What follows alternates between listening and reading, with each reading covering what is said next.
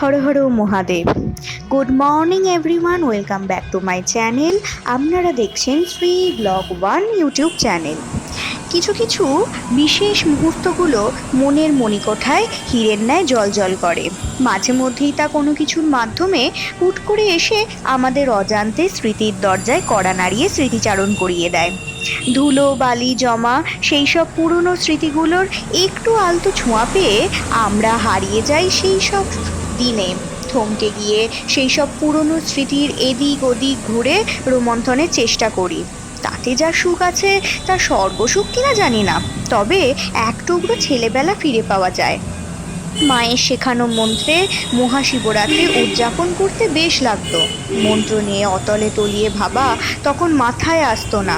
যা আসতো তা হলো উপোস, তারপরেই গরম গরম লুচি, আহা, সাথে কষা করে আলুর দম, আলু ভাজা, আমার প্রিয় সব পদ।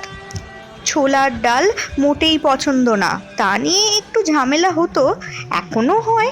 সব মিলিয়ে দারুণ একটা অনুভূতি, উফ।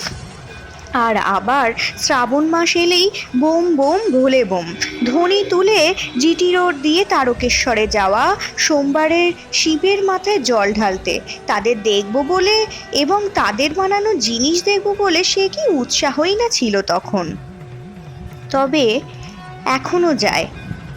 বছর ঘুরে ঘুরে বারবার শ্রাবণ মাসও আসে, কিন্তু সেই আগের মতো ভোলে বাবার ঢল যেমন নামে না রাস্তায় শনিবারগুলো করে, তেমনই সেই সব অনুভূতিগুলো কোথায় যে হারিয়ে গেছে কে জানে।